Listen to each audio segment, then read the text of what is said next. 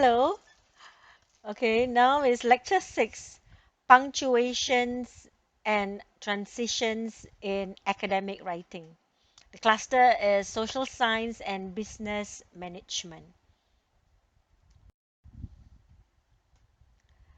Okay, what will you learn here? You will learn, revise, rather not really learn. I think I'm sure many of you know this punctuation and transition words. Basically, is a revision of what you you learned many years ago. Okay, let me begin with some examples I took online.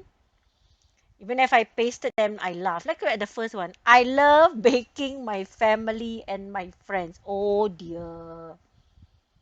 Okay.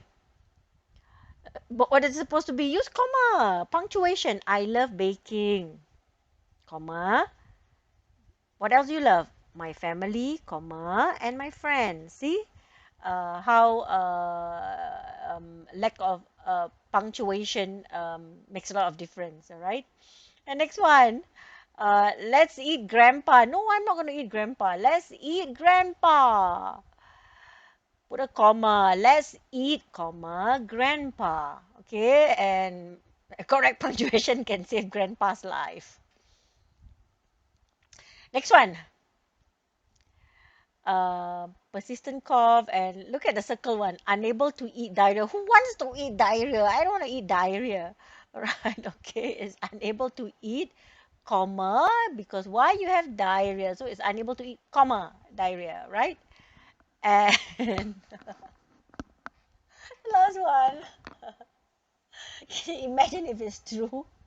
I won't go to restaurants. Tables are for eating customers only. So, can you imagine the tables will eat the customers? But no, put your comma. Tables are for eating, full stop. And this is only for customers, all right? Okay, let's begin. Punctuation. What's punctuation? Scholars rely on precise words and language to establish the narrative tone of their work, and therefore punctuation marks are used very deliberately. The long pause when you read. For example, exclamation points are rarely used to express a heightened tone because it can come across as unsophisticated or overexcited. Sometimes, when you were in school, you thought it was creative to have a title with exclamation mark. Not anymore. Dashes should be limited to the insertion of an explanatory comment in a sentence, while hyphens should be limited to connecting prefixes to words. Example, multi-dash, multi-hyphen disciplinary. All right? Or forming compound phrases, commander in chief. Finally, understand that semicolons represent a pause that is longer, slightly longer than a comma, but shorter than a period in a sentence. In general, there are 4 grammatical uses of semicolons. When a second clause expands or explains the first clause, to describe a sequence of actions or different aspects of the same topic. It is also placed before clauses which begin with nevertheless, therefore, and even so, and for instance, and to mark off a series of phrases or clauses which contain commas. If you're not confident about when to use semicolons, most of the time they're not required for proper punctuation. Rewrite using shorter sentences. Sometimes the best solution when you're not sure of what punctuation to use, write short sentences. Punctuation is very important for several reasons. We saw one just now. It can save people's life. Using correct, appropriate punctuation all the time will make it easier for your reader to understand exactly what you want to communicate. This is the main function of punctuation and the main reason we should all learn to do it right. Moreover, breaking the rules of using inappropriate punctuation will affect our text in much the same way as bad spelling or the use of inappropriate vocabulary, example, slang words in academic writing would.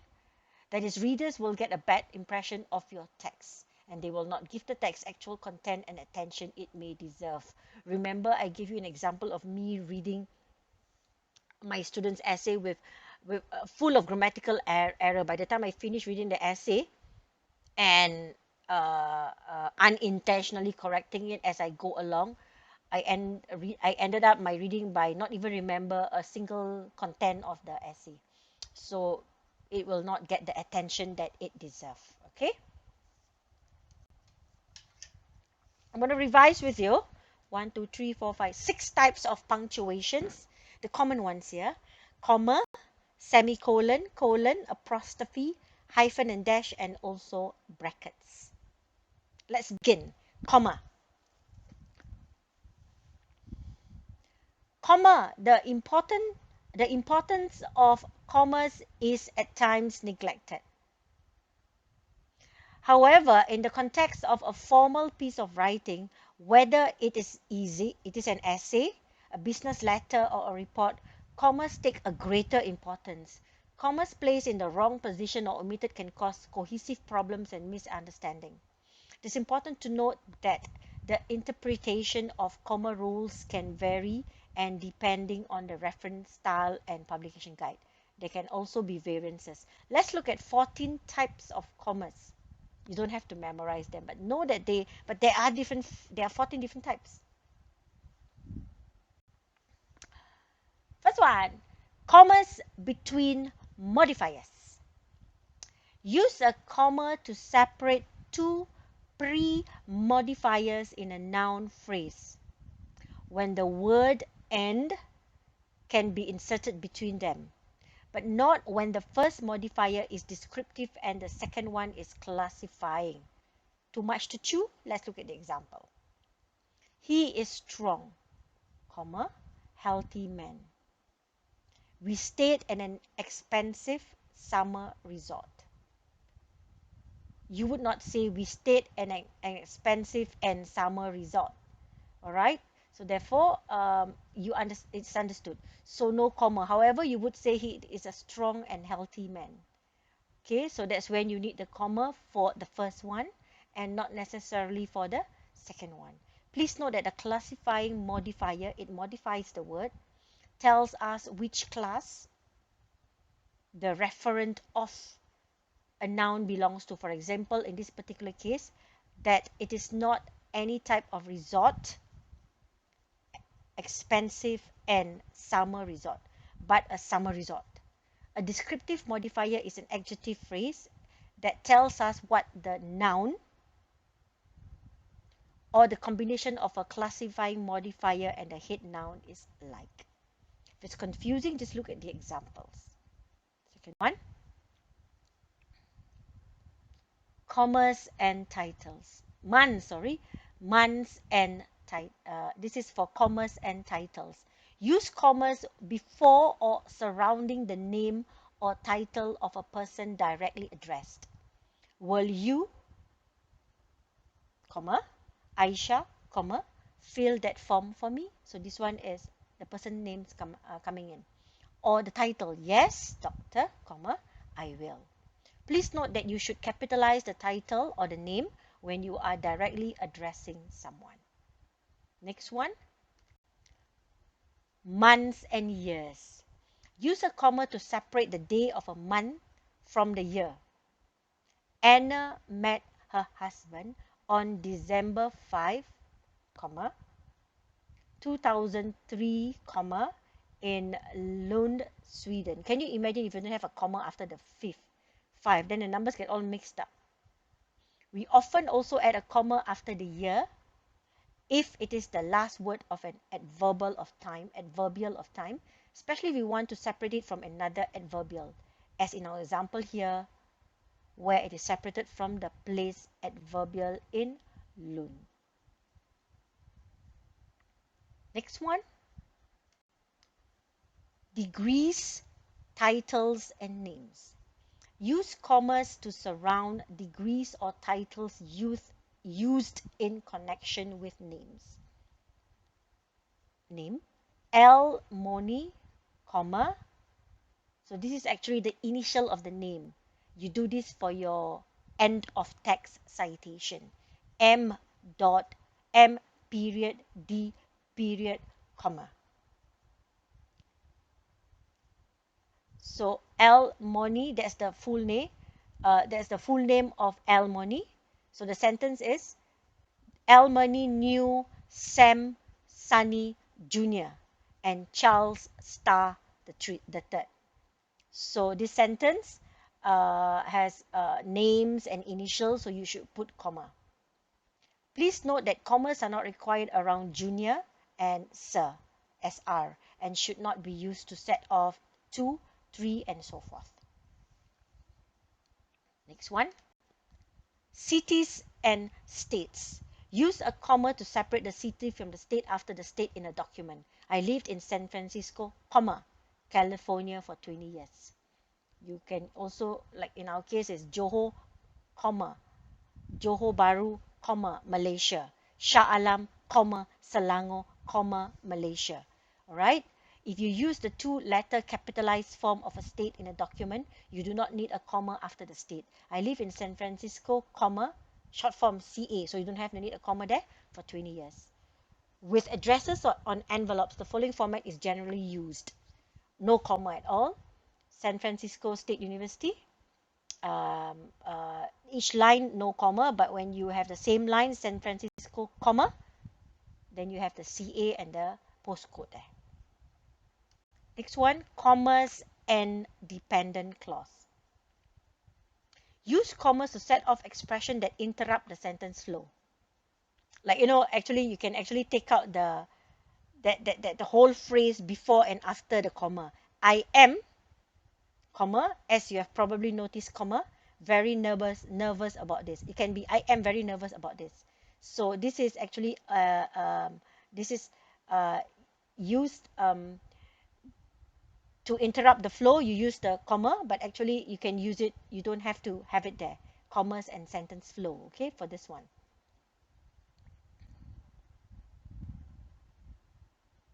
So this one is I am, as you have probably noticed, pause, very nervous about this. An alternative to using commas here would be to use dashes.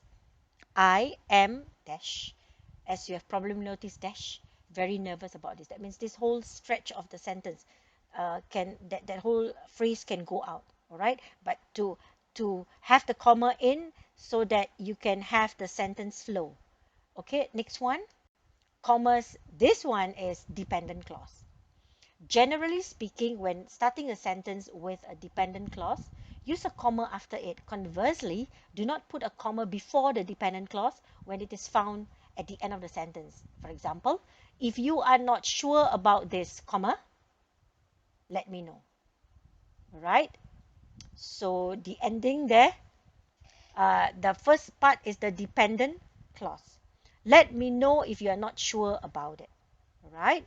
Next one. Comma after sentence introduction. Generally speaking, a comma is used after the introductory part of a sentence, whichever form this introductory part has. Example, to apply for this job, comma, no previous experience is required. It's an introduction, very short one. On February 14, comma, many couples give each other flowers. However, this is actually not true. Again, however, before breakfast, comma, you'd better not ask such difficult questions.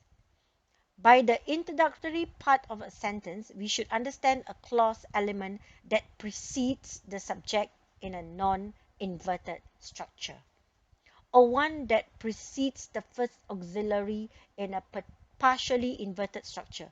Most of these introductory parts will be adverbials of various types, as in the examples above just now that I've read, the 4 examples there, 16 to 19. It would be a lie to actually claim that all good writers actually put a comma after any type of introductory part. To some extent, whether or not a comma will be used depends on the length of the introductory part. A rule along the following lines have been suggested. What's the rule? Use comma after phrases or clauses of more than 3 words that begin a sentence, unless it is the subject of the sentence. If the phrase has fewer than 3 words, then the comma is optional. Second one, whether or not a comma is used also depends on the type of introductory element. And Last but not least, on whether or not there would be a slight pause if the clause were read out loud. Also, finally, remember that the main reason we use comma in the first place is to help our readers understand our sentences in the exact ways.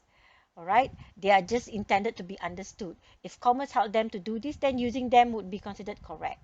All right, so it all depends on the purpose of the sentence. Next one. No comma after the subject. Generally speaking, never put a comma after the subject of a sentence, regardless of the length of the subject. People we met in Alberta love wild animals. So there's no comma there. Some of the material on the AWELU platform and some of her general ideas on punctuation might be summarized elsewhere. You don't have to put a comma after the subject because the subject is very long. That the president was such a funny guy, that's a subject. Surprise Laura Palmer. No need to have the comma after the subject. The subject is realized by a noun phrase, the last part of which is a non-restrictive relative clause, as in example 22 below. Some other non-restrictive post modifiers such as non-restrictive reduced relative clause or a restrictive appositive phrase. The subject will be followed by a comma anyway, as the examples below. Okay, let's look at the okay, wait, first, to rescue the general rule, we could argue that in these cases, it is the post modifier, the word that modifies the sentence rather than the subject itself, that is followed by a comma. But these apparent exceptions still deserve to be pointed out to writers. Look at the example 22. Some of my students, you need to add on information about the students, all of which whom take their studies seriously. That's the extra information. That's the modifier. Failed. Some of my students, comma, all of which take their students seriously. That's the modifier for the students. It describes the students. Failed. His boyfriend, as charming as usual. As charming as usual modifies boyfriend there. So, comma, open the door for us. My brother, but used to run a record company. Please remember that whether a modifier is restrictive or non-restrictive in a given sentence sometimes depends on what the world is like. For instance, if I had more than one brother, one of whom was called Bert, with a non-restrictive apposition surrounded by comma, would not be okay. Instead, it would make it restrictive and remove the commas. So it's the purpose of your statement. Commas and non-restrictive post modifiers. If something or someone is sufficiently identified, the description that follows is considered non-essential and should be surrounded by commas. Freddie, comma, who has a limb, comma, was in an auto accident. It's non-essential. You don't have to know that he has a limb. All that you need to know is that he is involved in an accident. Freddie is named, so the description is not essential for the identification of Freddie. Yes. 26. The boy who has a limb was in an auto accident. Yeah, that's just what it is. We do not know which boy is being referred to without further description, therefore no commas are used. In a sense, this rule states what is mentioned elsewhere as an apparent exception to the rule that subjects are never followed by commas. Below, this rule about commas and non-restrictive modifiers also points that this generation does not only concern subject.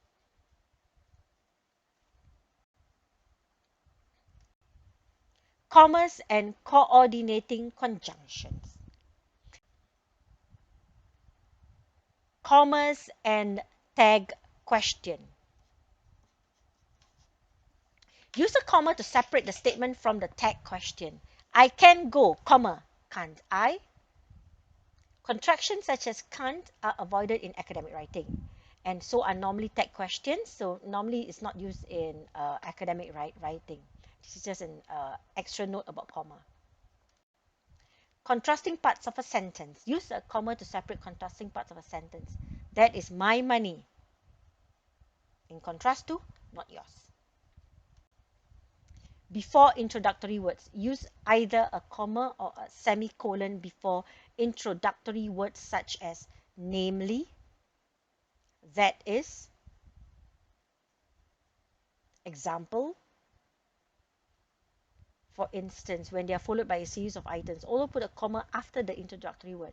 You may be required to bring many items, comma.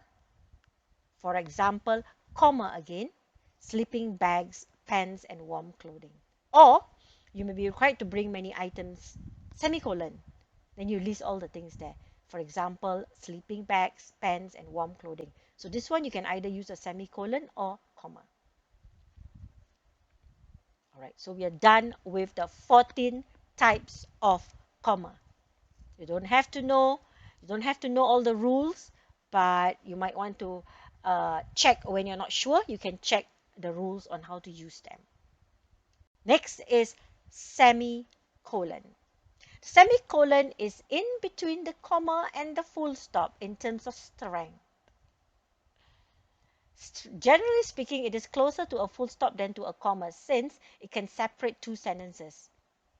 It is used in the following three situations, which are described and exemplified before, namely between two related sentences, 1, second before connectors, and 3 in list. In the following slides, I will show you what the three situations are between two related sentences. We may use a semicolon to separate two sentences which are closely related in theme or content. Example, come to my office, semicolon. I will have the document prepared. Actually, the sentence can end there, you know. You come, I will have the document prepared. So there are like two actions. Few newly enrolled students have known exactly what career path their studies will eventually offer. You might want to stop there. Okay. Most find their areas of interest during their studies. The second sentence or the main clause does not start with a capital letter in such a case, unless it is a word that always starts with a capital letter. Next type of semicolon will be before connectors. We may use a semicolon before a connecting word. To the category of connecting words, we may refer the following: adverbs, also, anyway, besides, consequently, furthermore, hence, however, incidentally, indeed, moreover, nevertheless, next, nonetheless, otherwise, similarly, still, then, therefore, and thus. Example, the deadline for the assignment is due tomorrow, semicolon. Therefore, comma, additional study time has been scheduled. So if you haven't been using semicolon and comma before and after therefore and however, maybe you should start using it now. Exams are a means of measuring ability, semicolon, however, comma, not everyone performs well in them. We may also use a semicolon before a connecting phrase. The following phrases may have such a connecting function. What are they? After all, as a matter of fact, as a result, at the same time, even so, for example, for instance, in addition, in conclusion, in fact, in other words, in the first place, of course, on the contrary, and on the other hand. Exams are a means of measuring ability, semicolon, as a result, comma. Not everyone performs well in them. Critical thinking is essential at university, semicolon first. At the same time, comma, it is difficult to teach. Next one. In lists. Semicolons are used to separate complex items in a list in which some of the items already contain commas. Okay, it's like within it belongs inside. You already have the comma inside. There are many faculties at a university. Arts Actually, it's arts faculty. And under arts faculty, you have behavioral, cognitive, and social sciences. Then semicolon, humanities. All right. And then you have environmental and rural science. And then you have another one, faculty, science and technology. Another faculty, business. For science and technology, there are other there are other different units. You have departments. You have business departments, economics and public policy. That's still under science and technology. Then the next faculty is law. Next faculty is education, and final faculty is rural, medicine, and health. Okay, so this one you have to know what you're writing and understand it, and know which are the main categories with the semicolon, and the subcategories will have the comma. Some reference systems such as Harvard use semicolons to separate in-text references when citing more than one item. You can check online for more information for Harvard. Next one, colon. Colons are often used at the end of an independent clause, a complete sentence, giving focus to the words following the colon. Colons have been described as a strong pause. Strong pauses mainly used to indicate that what follows is an illustration or example of what has been referred to before. According to Silverman, Hughes and Weinbrower, so you have a comma there. You cite colons create suspense. There you have the colon. What type of suspense? They signal that an example, comma, a quotation, comma, or an explanation will follow, full stop. They also point out that we cannot use a colon after are, include, and such as. Okay, so this is the example for the use of colon. Another explanation for colon, you want to introduce a list. This essay investigates 3 aspects of global warming. So what are the 3 aspects? Historical events, environmental influences, and human influences. As mentioned above, we cannot use colon after, for instance, are, so the following sentence is not a good alternative. This essay investigates 3 aspects of global warming, which are, it's not good to write like this, historical events, environmental influence, and human influences. Number 1 is better, explaining or illustrating the previous statement. Number 3, the environmental management and policy degree course is highly regarded. So, what are they? What are they highly regarded? 4, academic standards are high. 1, lecturers cater for on and off-campus studies. And last one, opens future employment avenues in a variety of fields. You can always use colon to highlight a single word. The visiting professor can be summed up in one word: educational. Proceeding a long quotation. In view of academic writing being an interactive feat, Hyland states the following. So these are all the things that Hyland said. A writer's development of an appropriate relationship with his or her readers is widely seen as central to effective academic persuasion, as writers seek to balance claims for the significant originality and correctness of their work against the convictions and expectations of their readers.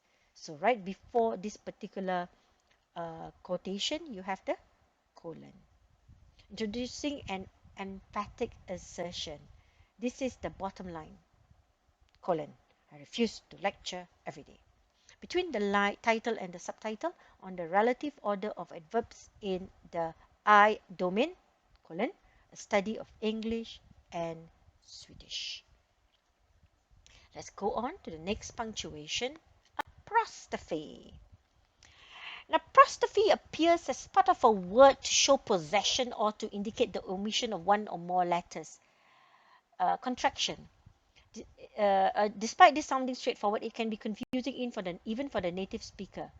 Okay, let's look at 2 different types of uses of apostrophe.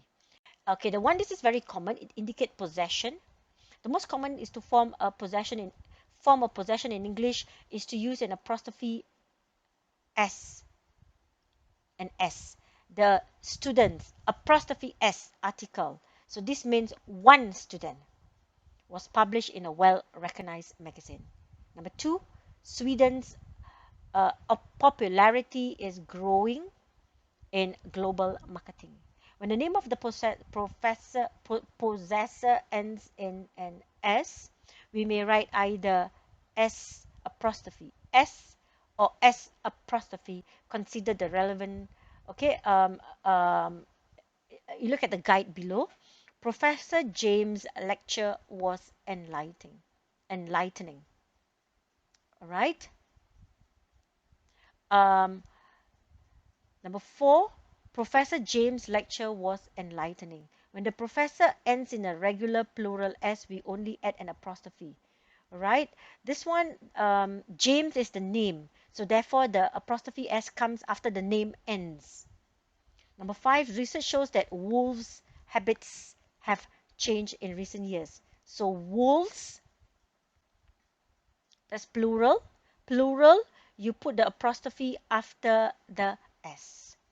If two people possesses the same item, an apostrophe and S is used after the second item. Okay? Sometimes this is confusing, but just check this out before you write. Persons and Lindbergh, two names there. So you don't have to write persons S. Persons S and Lindbergh. So it's persons and Lindbergh. So you put the apostrophe S once only. Article argues that. If indicating separate ownership, use an apostrophe and S after both. Pearson's and Lindbergh's articles argue that. So this one is to show that both of them write separate articles. The first one, number 6, shows that both of them are sharing one article. Next, apostrophe use. Denoting omission of one or more letters for contraction. More informal language uses contraction where one or more letters are replaced by an apostrophe. Formal language writing standards do not recommend using contraction. However, informal emails and less formal writing uses contractions frequently. Okay, this one is not in academic writing, but perhaps you want to write for formal emails. I'm for I am, I've for I have, I'd for I would or I had, I'll for I will, you are for you are, you've for you have, you'd for you had, you'll for you will, his for he is, he has or he was. Next, punctuation, hyphen and dash. Hyphens may look similar, but they are actually different functions. It's the end of a line of a writing. We know that sometimes words contains hyphens. There's considerable variation in this area, that is, not everyone agrees on the proper use of hyphens. But there are a number of cases in which hyphens are used that we must bear in mind. Also, always try to be consistent so that you do not write the same word in different ways in the same text. Be consistent. At the end of a line of writing, if possible, put the hyphen between two parts of a compound word. Motor at the end of a line. Cycle at the beginning of the next one. If motorcycle is one word, but because it ends the line. Otherwise, put the hyphen before a suffix. Understandably. Understand dash ably instead of under sda dash. So make sure that the separated word makes sense. All right, and the prefix and the suffixes and the prefixes are used properly. Mono dash. You use mono, then you use it there. Transitive. All right, not M-O-N-O-T. M-O-N-O, then you use the dash, the hyphen there. Words that are not compounds and which do not contain affixes are normally not long enough to have divided at the end of a line. Next. Hyphen and dash may look similar, but they have different function, now used in compounds. Compounds adjectives are often but not always written with a hyphen. A compound adjective is typically an adjective that consists of an adjective plus participle, long lasting and short natured. Noun plus a participle, thought provoking and data driven. Or a noun plus an adjective, camera ready, lead free. It is extra important to use a hyphen when not using one could lead to ambiguity. For instance, we should not write 10-year-old children if we mean 10-year-old children, since 10-year-old children could equally well refer to children that are 1 year old. It could say 10-year-olds, all right? Generally speaking, compound pre-modifying adjective, that is adjective that precedes and modify the head of a noun phrase, are more often written with a hyphen than compound adjective functioning as predicatives. This is especially important to remember when the compound adjective contains the adverb well. For example, even though we could very well write as number 1, we could also use hyphen like number 2. Number 1, find the paper well written, number 1. But you can also write this is really a well dash written paper. Similarly, we have to use hyphens if a pre-modifying adjective is formed from a phrase. Number 3 below, even though we may leave out the hyphen when such a compound adjective functions as predicative. A new state dash of dash the dash art laboratory on the side marks a big step ahead in Wales' drive for economic renewal and green jobs. Number 4, this document is part of a series of reviews of the state of the art in cognitive system. So another one, compound numbers less than 100 are spelled with a hyphen. 76, 35. Phrasal verbs use no hyphens when they are verbs, like number 5, but when they are used as nouns, they get hyphens as in number 6 below. Long queues started to build up at these security checkpoints. There was a build-up, you have a hyphen there, of fluid in the inner ear, and the doctors drained the fluid out so the child could hear. Next, hyphen and dash. They look similar. After a prefix, we insert a hyphen between a prefix and a number or a proper noun or a name. This is a pre-2004 phenomena. Prefix. This would reduce the risk of further deterioration of Iraq in a post-Yugoslavia type of situation. Prefix. We also include a hyphen in order to avoid words getting mixed up. So for instance, we write recover if we do not mean recover, as in number 9. Would like to know how to recover during dining room chairs. They need to cover it again, all right? It is or used to be common practice in British English to insert a hyphen between a prefix ending in a vowel and a word starting with a vowel, as in number 10, right? Let's look at example number 10 and 11. NATO and Russia have made a historic agreement to cooperate over the creation of a missile defense shield protecting more than 1 billion people. Right? Next one, although the duty to cooperate, so it carries a different meaning there, would render it more difficult. Right? Next one, there are also a number of prefixes that are always supposed to be followed by a hyphen. For instance, all, cross, x, self, half, and anti, as in number 12 to 17. In principle, this could be done by an all-knowing central planner.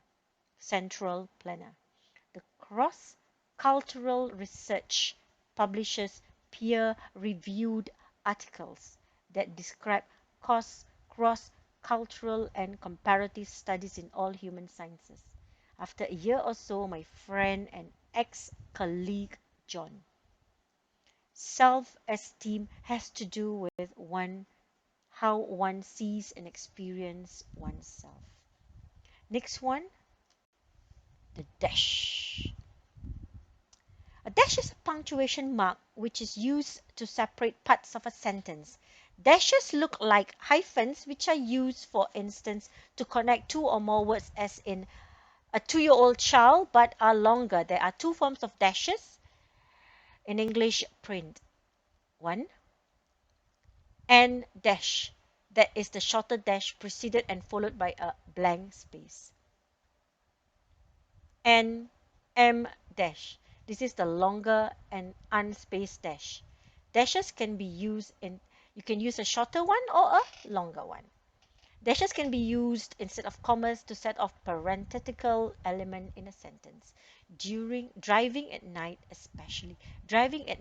dash, especially in the rain, dash. So that especially in the rain can actually be omitted from the sentence, can be dangerous and requires more attention than daytime driving. Right? Note the difference between British and American publishers. Most British publishers, except Oxford, use the N dash, the shorter ones, whereas the longer dash with no blank spaces is preferred by American publishers. Brackets. There are 4 bracket types that ought to be mentioned in the context of academic writing. To begin with, the first one is called the parenthesis. Many of you used to call it brackets. That is actually parenthesis. Secondly, we have square brackets. Thirdly, we have curly brackets. And finally, we have angle brackets. Let's look at how they are used.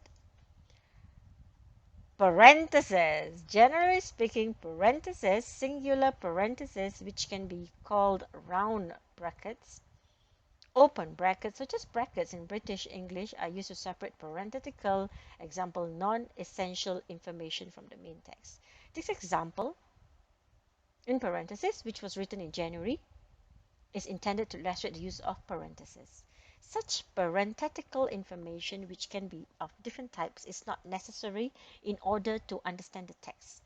And sentence that contains parenthetical information must be complete and understandable even if the parenthetical information is removed. However, this does not mean, by the way, that the sentence must make sense if only the actual parentheses are removed. If we remove the entire parentheses from number 1, we thus get the acceptable and understandable number 2. The example is intended to illustrate the use of parentheses. You can still remove it. In this particular case, number 2, we get an acceptable result if we just remove the parentheses. However, in other cases, for example, in number 3 below, the result of just removing the symbols would be strange, ungrammatical, and even incomprehensible. When you use parentheses should not be used too often, by the way. Do not forget to close them. So this is another one case where you should not omit the information in the parentheses. Square brackets. Important use of square brackets in academic writing is when we want to add something to or somehow change emphasis or comment on a direct quotation from other source. There are a number of cases of that sort that will now be mentioned and exemplified. Sometimes you want to add a piece of information in order to help the reader better understand the quotation. Look at number 11. According to Harris, so the information there in round brackets, the year and the page. So Scandinavian countries, because you already have one parenthesis there. So the other one will be a square bracket. Denmark, Norway, and Sweden. Sometimes we have to change the capitalization or add a pronoun in order for the quoted material to be grammatically inappropriate or appropriate or understandable in its new context. Then we use square brackets to indicate where such changes or additions have been made, as in below number 12 and 13. According to Harris, the year, already in parentheses used once. Then you have square brackets, the Scandinavian countries, all right? According to Harris, parentheses used once. This is partly due to there, okay? According to some reference systems, example MLA, square brackets should be used to enclose the 3 dots that symbolize ellipted material in quotations to indicate clearly that these ellipsis dots were not present in the sentence originally. Look at the example there. According to Harris, the Scandinavian countries, okay, the information you should leave out and you put there in as an ellipsis there, the dots there, and you put it in the square brackets. Curly brackets. Most academic writers can go through their entire careers without ever needing to use curly brackets. I hardly use this actually. However, when certain fields of research, curly brackets with specific important and conventionalized function, for instance, curly brackets are used in mathematics, logic, and linguistics to enclose members of an ordered set. Example number 18, so you use the curly brackets, all right? Curly brackets are also frequently used in various ways in many computers programming languages. EWELU is not the right place if there is one for a complete list of different use of curly brackets. Angle brackets. Just like curly brackets, angle brackets are frequently used in many technical contexts. For example, in computer programming, each writer and programmer had better learn the conventions of this. Academic writers, you don't really use angle brackets. Should all be aware, however, the use of angle brackets to enclose email addresses. All right? An example of the use of angle brackets in connection to web pages also sometimes. So the first time in a source is referred to. So you can use the angle brackets as is in the example in number 1 below there.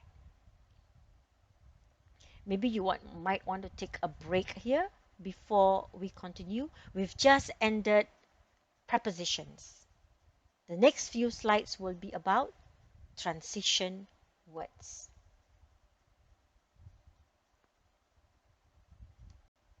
Transition words. I've always encouraged my students, academic writers, supervisors, writing thesis to always have a list of transition words easily at your fingertips where you can see them easily. And you make sure you know how to use them and use them often in your writing. There are several types of transitions. The first one is additive transition.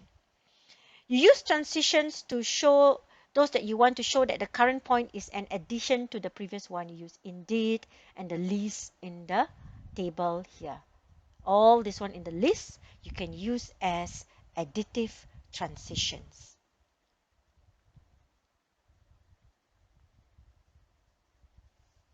Next type of transition will be adversative transition.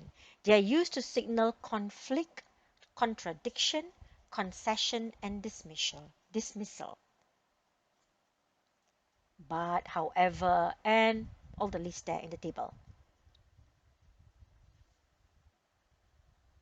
Next, causal transitions are also called cause-effect transition. Show how certain circumstances or events were caused by other factors. Some of it you use very often as a result, consequently, for this reason, and the whole list there.